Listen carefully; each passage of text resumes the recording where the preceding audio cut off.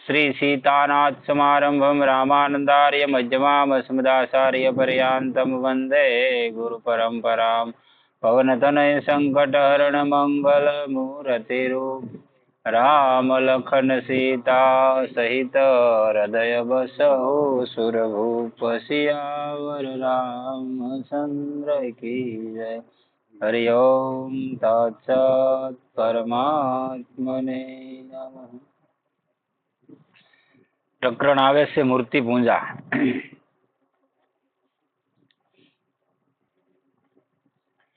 આપણા સનાતન વૈદિક સિદ્ધાંતમાં ભક્ત લોકો મૂર્તિનું પૂજન નથી કરતા, બલકે પરમાત્માનું પૂજન કરે છે।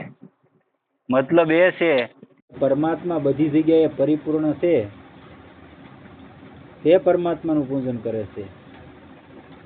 તેના વિશે વિશેષ ખ્યાલ કરવાને માટે મૂર્તિ બનાવીને મૂર્તિમાં તે પરમાત્માનું પૂજન કરે છે, જેના વડે સહેલાઈથી પરમાત્માનું ધ્યાન ચિંતન થતું રહે છે। નગર તો કોઈ મૂર્તિ આપણે ઓળખતા જ નથી તો ધ્યાન કોનું કરવું?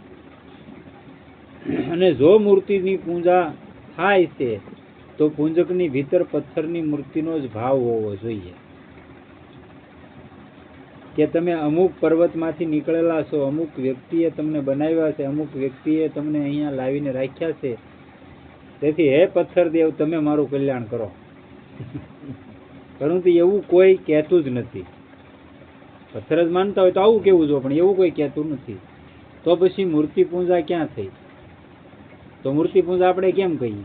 તો એ મૂર્તિ પૂજા ન થાય ને। મૂર્તિ પૂજા થઈ હોય કહેવાય ભાઈ ફલાણી જગ્યાએથી લાવેલા છે, ફલાણા ભાઈ તમને એ મૂકેલા છે, અને પથ્થરમાંથી બનેલી મૂર્તિ છે, પણ આપણે તેને ભગવાન સ્વયં સાક્ષાત માનીએ છીએ। તેથી ભક્ત લોકો મૂર્તિની પૂજા નથી કરતા, પરંતુ મૂર્તિમાં ભગવાનની પૂજા કરે છે। એટલે કે મૂર્તિ ભાવ છોડીને ભગવત ભાવ રાખે છે।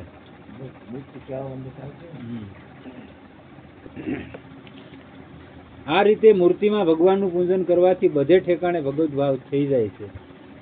ભગવત પૂજનથી ભગવાનની ભક્તિનો આરંભ થાય છે। ભક્ત સિદ્ધ બની જાય તો પણ ભગવત પૂજન થતું રહે છે અને કરવું જ જોઈએ, બરોબર ને? ભગવાન કેમ કે ભગવાનનું પૂજા પાઠ એવું ન કરીએ તો આપણી વૃત્તિ જ તે પરમાત્મા સેમ રહે છે। પંચર પડ્યું હોય તો હવા તો સર્વ વ્યાપક છે, હા, પણ જ્યાં ભરાતે ના જવું પડે, ત્યાં જવું પડે। હા, પાણી બધે વ્યાપક છે, ગમે નાખો ઓછું આવવાનું છે, પાણી પીવાય નળ હોય પાણી ના જવાય, એટલે પરમાત્મા લેવા જવા માટે આ માધ્યમ લેવું, આ માધ્યમ લેવું। આમના વ્યાપક છે, આમના કઈ મળે નહીં, ન મળે। આ બે દેશા નહીં લેવાનું, આપણે માધ્યમ તો બનાવવું પડે ને કોઈ માધ્યમથી થાય। અને તમે સેવા પૂજા કરતા હોય ભગવાનની, રોજ તમારો નિયમ હોય તો તમે ધીમે ધીમે નિયમમાં હાલ્યા કરો ને, કે ભાઈ મારે રોજનો નિયમ છે સવારમાં ભગવાનને અભિષેક કરવું, મંદિરે જાઓ, એને થાળ જમાડવું, પછી હું જમું, એટલે તમે નિયમમાં પાકા દ્રઢતા થઈ જાય। અને આપણે એવા ઘણા અહીંયા નિમાધારી મહાપુરુષો થઈ ગયા, રાજા થઈ ગયા, એને કરેલું છે આપણે ઘણા બધા। એમાં ખાસ આવડો પરમાર, સાસોજી પરમાર થઈ ગયો, ખબર ને? ખાલી વસન ને ખાતરી જ એને હાવજ નું કાન પકડી લીધો। એ કોના આધારે? એના કઈ બીજો પાવર નતો, બસ ભગવાન નો જ પાવર હતો। એટલે મૂર્તિમાં પોતાની પૂજા બાબતમાં ભગવાને ગીતામાં કહ્યું છે કે ભક્ત લોકો ભક્તિપૂર્વક મને નમસ્કાર કરતા રહી મારી ઉપાસના કરે છે। જે ભક્ત શ્રદ્ધા પ્રેમ પૂર્વક પાંદડું, પુષ્પ, ફળ, જળ વગેરે મને અર્પણ કરે છે તેના દીધેલા ઉપહારને હું ખાઈ લઉં છું। ગીતામાં લખ્યું છે અને મહાભારતમાં કીધેલું છે કે ભાઈ ભગવાન ભૂખ્યો છે, તાકે આ સુદામાના તાંદુલ માટે ભૂખ્યો છે, સબરીના બોર માટે ભૂખ્યો છે, પ્રેમથી આપો તો ભૂખ્યો છે, વિભીષણની ભાજી માટે ભૂખ્યો છે, બાકી દુર્યોધનના 56 જાતના મેવા નહોતો ખાવાઈ ગયો, ભૂખ્યો। સુદામાને એની જગ્યાએથી નીકળી ગયા હતા ભગવાન કૃષ્ણ ભગવાન સમજાવવા આવ્યા ત્યારે, અને વિદુરને ઘરે જઈને કીધું, એને ઘરના ને કે લાવો કાકી ભૂખ બહુ લાગી। હવે એટલા બધા ભાવ વિભોર થઈ ગયા, કેળા હતા એ ફોલી ફોલી કેળાનો ગરીબ લો તો એ નાખવા મળે, સાલ આપવા મળે, ભગવાન ખાવા મળ્યો। એટલે ભાવ હોવો જોઈએ તો ભૂખ્યો છે। તો એને શું કીધું? એ જ કીધું ને કે ગમે મને અર્પણ કરો એ હું ખાઈ લઉં છું, સ્વીકારું છું। દેવતાઓ વિષ્ણુ, શિવ, શક્તિ, ગણેશ અને સૂર્ય આ ઈશ્વર કોટીના 5 દેવતા છે। કોઈ પણ ઉપાસના તમે કરતા હોય, રામને માનો, કૃષ્ણને માનો, શિવને માનો, દેવીને માનો, પણ આ પાંચેયનો સમાવેશ એમાં હોવો જોઈએ, નતર તમારી ઉપાસના પદ્ધતિ ખોટી છે, સનાતનમાં નથી આવતું. એ બધા સનાતન ધર્મ પર આ પાંચ માનતા ન હોય. જો આ પાંચેય તમારામાં આવે, વિષ્ણુ ભગવાન, શિવ, શક્તિ, ગણેશ ને સૂર્ય, આ પાંચેય આવે તો જ તમે સનાતની કહેવાઓ, નતર સનાતની નહીં, માનવાનું નહીં. કેમ કે તમે ભોળાનાથને માનો કે કૃષ્ણ ભગવાનને માનો, સવારમાં જાગીના અગ્નિનો દાતા છે સૂર્યદેવ અને અર્ઘ્ય દેવું પડે, એ આપણો ફરજ છે. બ્રાહ્મણો, આચાર્ય, માતા પિતા વગેરે વડીલો, વૃદ્ધો અને જ્ઞાની જીવનમુક્ત મહાત્માઓનું પૂજન કરવું શારીરિક તપ છે. જો સામે મૂર્તિ ન હોય તો કોને નમસ્કાર કરવામાં આવશે? કોને પાંદડું, પુષ્પ, ફળ વગેરે જળ વગેરે ચડાવાશે અને કોનું પૂજન કરવામાં આવશે? આનાથી એ જ સિદ્ધ થાય છે કે ગીતામાં મૂર્તિ પૂજાની વાત પણ આવી છે. મૂર્તિ પૂજા ન હોય તો ચડાવવો કોને? એટલે ગીતામાં એનું પ્રમાણ કોઈ મૂર્તિ નથી ને. હા એમ. આવી રીતે ગાય, તુલસી, પીપળો, બ્રાહ્મણ, તત્વજ્ઞ, જીવનમુક્ત, ગિરિરાજ, ગોવર્ધન, ગંગા, યમુના વગેરેનું પૂજન પણ ભગવત પૂજન છે. આપણે ગંગાજીએ જઈએ તો શેત્રુજી ધૂપકો મારીએ, એમ ધૂપકો ન મારવાનો હોય. અંદર ઉતરો, પહેલા પ્રણામ કરો, એની આજ્ઞા લો, નદીની જે તે દેવી હોય એની આજ્ઞા લો, પછી અંદર તમે જાઓ, પછી અર્ઘ્ય આપો, સૂર્યનારાયણને આપો, પછી એને પાછા નમસ્કાર કરો, પછી નાઓ. એનું વિધાન હોય. અને નાઈને બહાર નીકળ્યા તો કપડું લીસવો નહીં, ઈ એનું વિધાન હોય. નતર આપણે ઓલા કેમ આઈલી જઈએ ને પછી ન્યા બધા શેમ્પુ યુઝ કરતા હોય, સાબુ યુઝ કરતા હોય, તો એ ન્યા નથી કરાતું. એમનું પૂજન કરવાથી સર્વત્ર પરમાત્મા છે, આ વાત સહેલાથી અનુભવમાં આવી જાય છે. તેથી બધી જગ્યાએ પરમાત્માનો અનુભવ કરવામાં ગાય વગેરેનું પૂજન ઘણું મદદગાર છે. આપણે અહીંયા ગાયનું પૂજન તો નથી કરતા, પણ હવે કોઈક રોટલી સારો માણસ દેતો હોય તો ઓલકેલી તગડી નામ કાઢી મૂકતા હોય. તો હું ઓળખ્યો. કારણ કે પૂજા કરવા વાળાઓએ તો બધી જગ્યાએ પરમાત્મા છે. આ જે અત્યારે માણસો પશુમાંથી જે આવું બધું કરે છે ને, તમે જોઈજો અમુક સમયની અંદર આપણે સહી અર્થમાં આવશે કે ગાય વગર માણસ જીવી નહીં શકે, એવું થઈ જાય. હર કોઈ માણસને ગાય રાખવી પડશે એવો સમય નિર્માણ થાય. કેમ કે એટલા બધા રાસાયણિક બીજા બધા નોખા નોખા ઉપકરણો ઊભા છે ને, એને લીધે તમે ન પૂછો એવા વાયરસ આવશે. હવે તમે જાઓ ક્યાં, તૂટતું જાય છે. આ કોઈ પ્રમાણિત વાત હું સાબિત કરવાની વાત નથી, આ તો એક મેં સાંભળેલ અનુભવની વાત કરું છું. બંધ થઈ ગઈ આપણે અહીંયા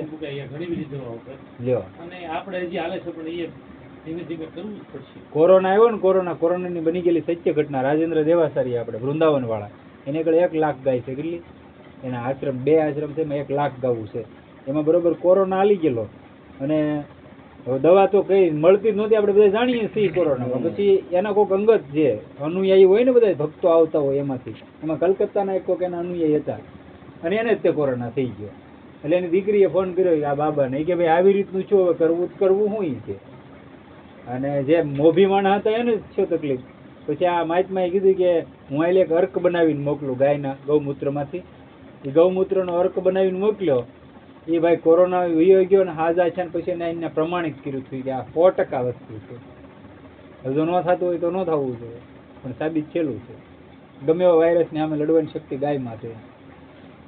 એવું માનવાનું તો શરૂ કરી દીધું છે, પરંતુ જે કોઈ નું પણ પૂજન નથી કરતો, ફક્ત વાતો જ કરે છે, તેને બધી જગ્યાએ પરમાત્મા છે એનો અનુભવ નહીં થશે. વાતો મારી જેમ મોટી મોટી જ્ઞાનની ફેંકતો હોય કે ભાઈ બ્રહ્મ સર્વ વ્યાપક છે, મૂર્તિ પૂજા કરવાની કઈ જરૂર નથી, નામ ને તેમ ને એવા ફડાકા મારતો હોય અને પોતે કાંઈ ન કરતો હોય ને તો એને કાંઈ અનુભવ નહીં થાય, ખાલી વાતોમાં રહી જાય. આપણે ઘરે સુબી રાખી ચિત્ર મારું તમારું, એ માતાજીનું કોઈ પણ ભગવાનનું ચિત્ર કાલ્પનિક ચિત્ર છે ને, આપણે ક્યાં જોયા? પણ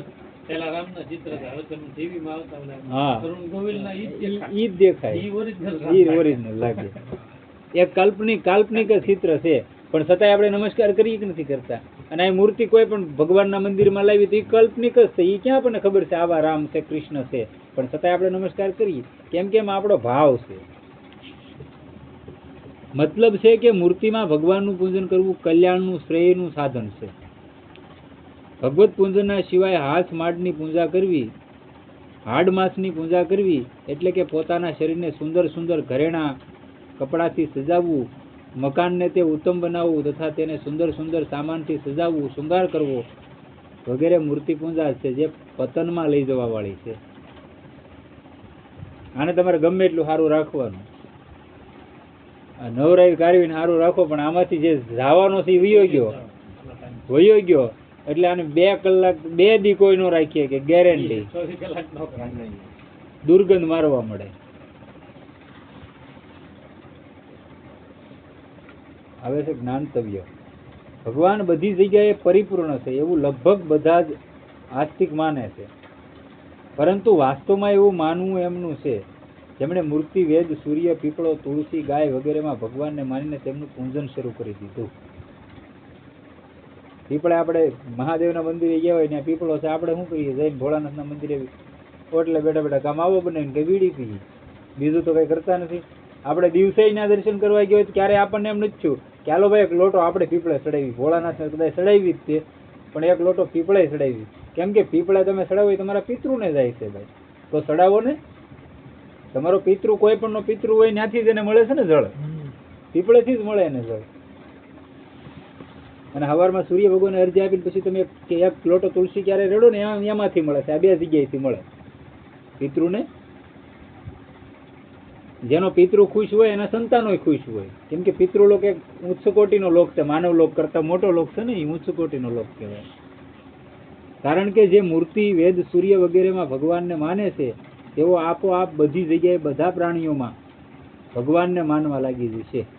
અને જે ફક્ત મૂર્તિ વગેરેમાં જ ભગવાનને માને છે તેમને પ્રાકૃત આરંભિક ભક્ત કહેવામાં આવ્યો છે, કેમ કે તેમણે એક જગ્યાએ ભગવાનનું પૂજન શરૂ કરી દીધું, તેથી તેઓ ભગવાનની સન્મુખ થઈ ગયા. પરંતુ જેઓ કેવળ ભગવાન બધી જગ્યાએ છે એવું જ કહે છે પણ તેમનો ક્યાંય પણ આદર ભાવ, પૂજ્ય ભાવ, શ્રેષ્ઠ ભાવ નથી, તેમને ભક્ત કહેવામાં નથી આવ્યા.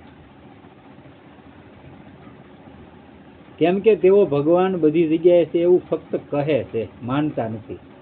કહે છે, કોકનું ગળું કરવું હોય તો પાછા કરી નાખે, તો ત્યાં ભગવાન નથી.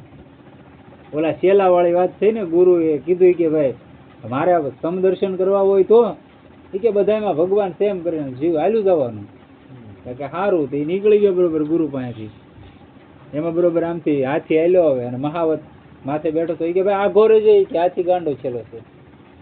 તો ઓલો કીધું કે ગુરુએ કીધું ને બધામાં ભગવાન છે, ભગવાન થોડો મને મારશે. હાથી ઊંટમાં પકડીને ખોઈ ઘા કર્યો ને તો કડ ભાંગી થઈ ગઈ. જોડીમાં નાખીને લઈ ગયા ગુરુ પાસે, કે હાલો મારા ગુરુ પાસે લઈ જાય. હું છું તમે કેત થાય કે બધે ભગવાન છે કે આ હાથીમાં ક્યાં જો મને આવી રીતનું છું એમ.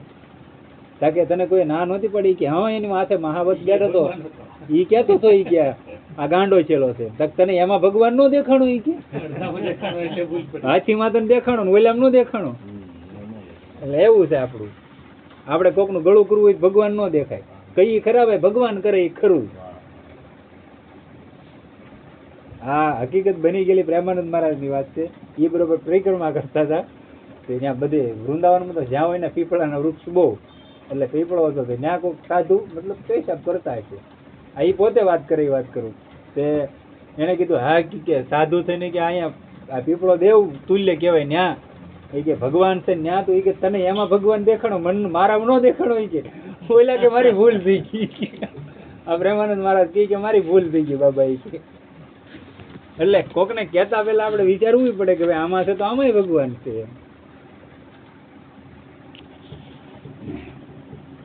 મૂર્તિમાં ભગવાનનું પૂજન શ્રદ્ધાનો વિષય છે, તર્કનો વિષય નથી. શ્રદ્ધાથી માનવાનો વિષય છે. એમનામાં શ્રદ્ધા છે તેમની સામે ભગવાનનું મહત્વ પ્રગટ થઈ જાય છે, તો એ મૂર્તિથી જ પ્રગટ થઈ જાય છે. તેમના દ્વારા કરવામાં આવેલી પૂજાને ગ્રહણ કરવાને ભગવાન ગ્રહણ કરે છે અને તેમના હાથે ભગવાન પ્રસાદ ગ્રહણ કરે છે.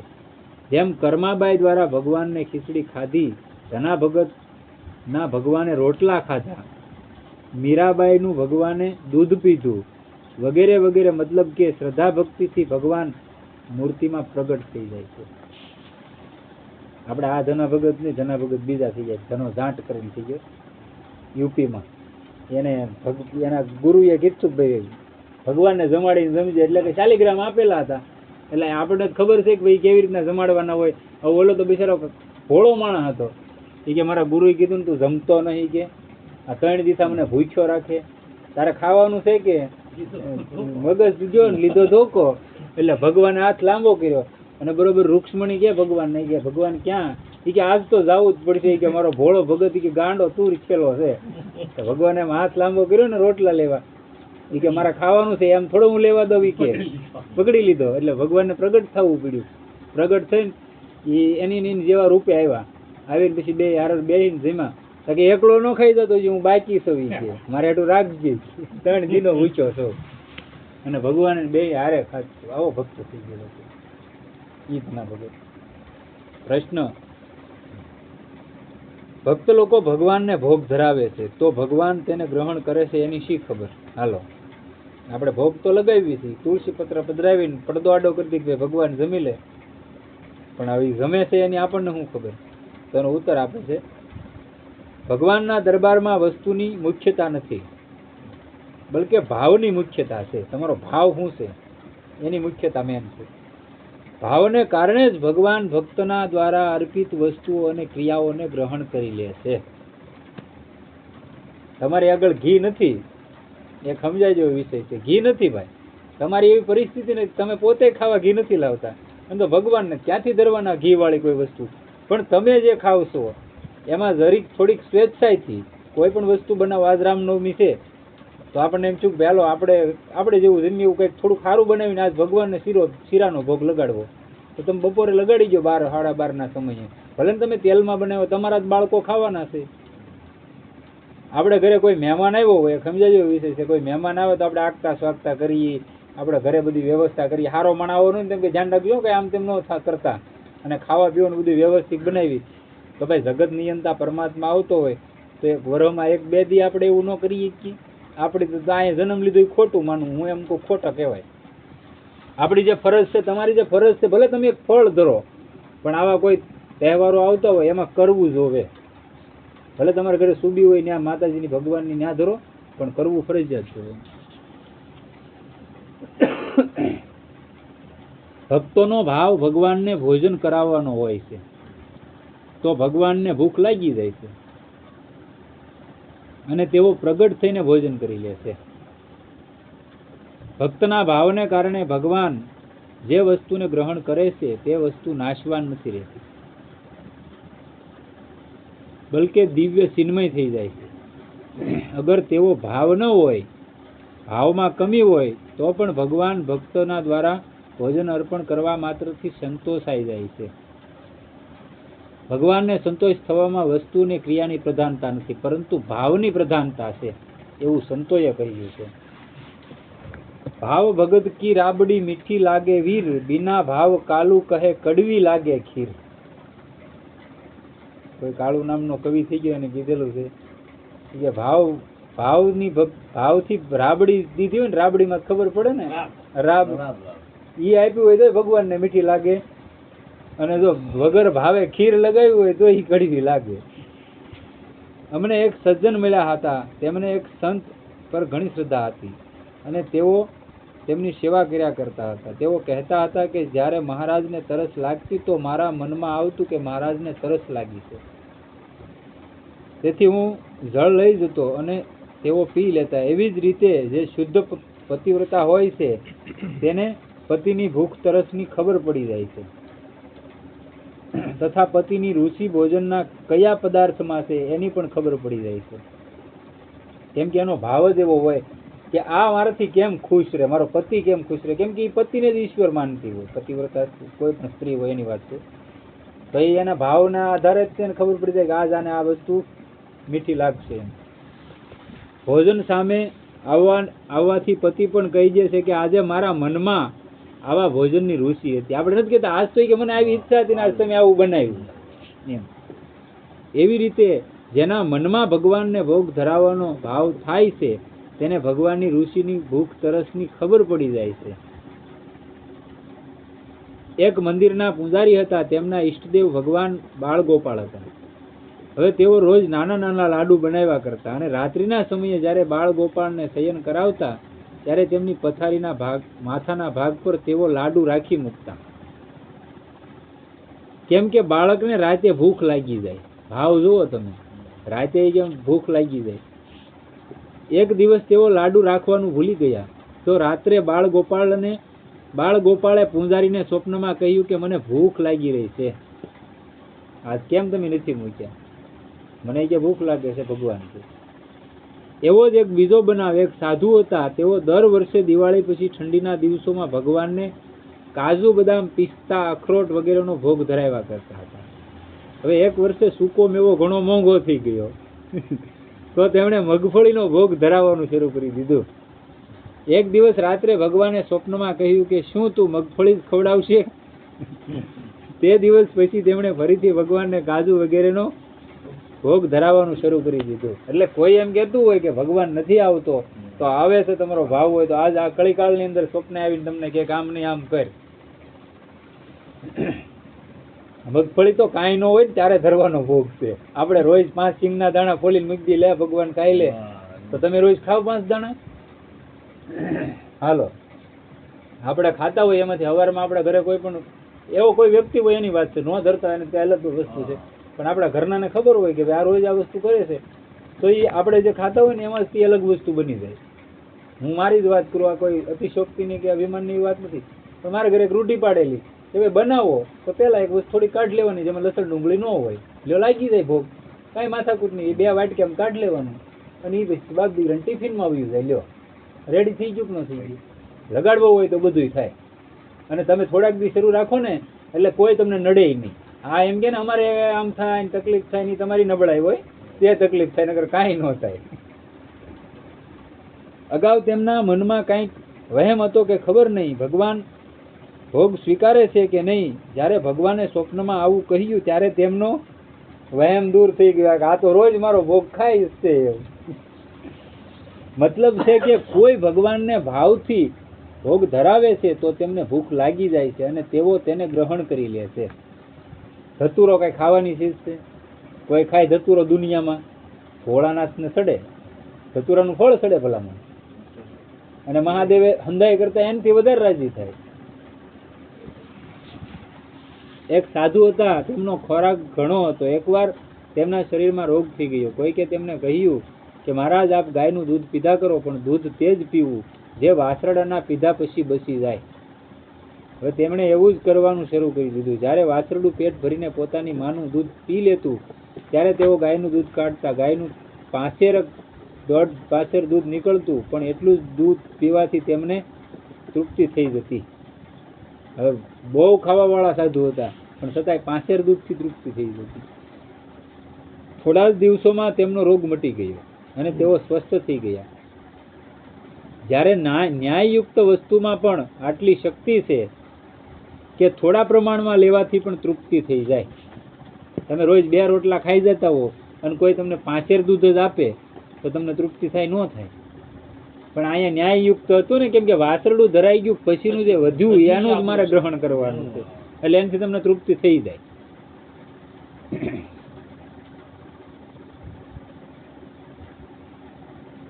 તૃપ્તિ થઈ જાય અને રોગ મટી જાય તો પછી જે વસ્તુ ભાવપૂર્વક આપવામાં આવે તેનું તો કહેવાનું શું હોય.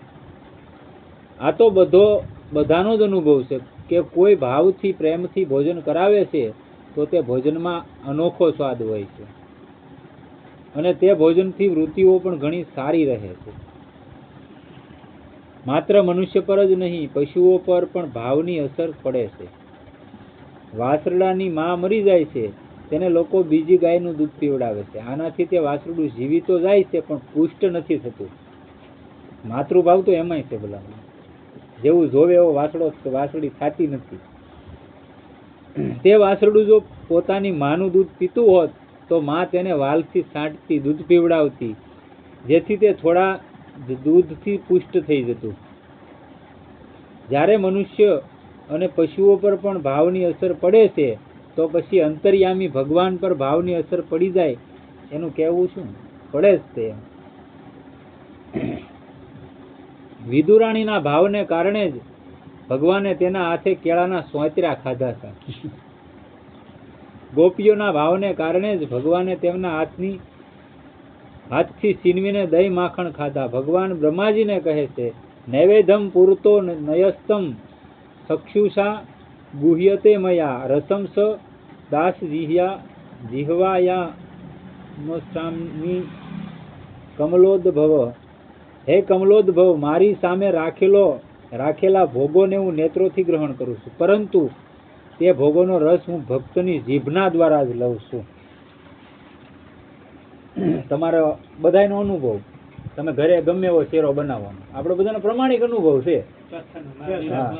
તમારે ફાવે એવો બનાવી નાખવાનો, પણ ઓલા પર લક્ષ્મીનારાયણ ભગવાનને ધરેલો હોય એ તમે બધામાં વેચો, તેનાથી તમને તૃપ્તિ ન થઈ જાય. હજી એમ થાય કે બે પડી આવી ગયો તો મજા આવી જાય, કેમ કે એમાં પ્રસાદ થઈ ગયો ને, અને ઓલો તમને સાયલું ભરીને આપી છે, હવે ન ભાવ તો રેવાય જોઈએ છે. હા, એવી વાતો ઘણા સંતોથી સાંભળી છે કે ધરાવેલા ભોગોને ભગવાન ક્યારેક જોઈ લે છે, ક્યારેક સ્પર્શ કરી લે છે, અને ક્યારેક કશુંક ગ્રહણ પણ કરી લે છે. જેમ ઘૂંટણોના બળ પર ચાલવા વાળું નાનું બાળક કોઈ વસ્તુ ઉઠાવીને પોતાના પિતાજીને આપે છે, તો તેના પિતાજી ખૂબ પ્રસન્ન થઈ જાય છે અને હાથ ઊંચા કરીને કહે છે કે દીકરા, તું આટલો મોટો થઈ જા, એટલે કે મારાથી પણ મોટો થઈ જા. શું તે વસ્તુ અલભ્ય હતી? શું બાળકના દેવાથી પિતાજીને કોઈ ખાસ ચીજ મળી ગઈ? નહીં, માત્ર બાળકના દેવાના ભાવથી જ પિતાજી રાજી થઈ ગયા. બાકી છોકરા કઈક અંબાવ્યું હતું અને બાપાને કઈ મળી ન ગયું, પણ ભાવ એવો કે તું મોટો થઈ જા થોડો, આ બધો ભાવ હોય. હા, એમ. એવી જ રીતે ભગવાનને કોઈ વસ્તુની ખોટ નથી અને તેમનામાં કોઈ વસ્તુની ઈચ્છા પણ નથી, તો પણ ભક્તના દેવાના ભાવથી તેઓ પ્રસન્ન થઈ જાય છે. પરંતુ જેવો માત્ર લોકોને દેખાડવાને માટે, લોકોને ઠગવાને માટે મંદિરોને સજાવે છે, ઠાકોરજી ભગવાનના વિગ્રહનો શણગાર કરે છે, તેમને ઉત્તમ ઉત્તમ વસ્તુઓનો ભોગ ધરાવે છે, તો તેને ભગવાન ગ્રહણ કરતા નથી. કેમ કે તે ભગવાનનું પૂજન નથી, બલકે રૂપિયાનું વ્યક્તિગત સ્વાર્થનું જ પૂજન છે. આવું મંદિરની સજાવટ કરું, આવી ભગવાનની મૂર્તિને ભોગ લગાડું, આમ કરું એટલે માણસો આવશે, જોહે, 5 પૈસા મૂકશે, આ ભાવ હોય. એટલે ન્યાય ભગવાન ગ્રહણ કરતા નથી. બાકી તમારા એલી થાળીમાં મેં કીધું એટલી જ વસ્તુ અહીંયા રામજી મંદિરે ધરી આવવાની, જમી લે ભલામણા ભગવાન. તમારો ભાવ હોય તો તુલસી પત્ર પધરાવી, અને ઓલા ભલે ને શું કહેવાય, ઘણું બધું ઘરે ઘણી વાર. હા, પણ એ હકીકત ન થાય.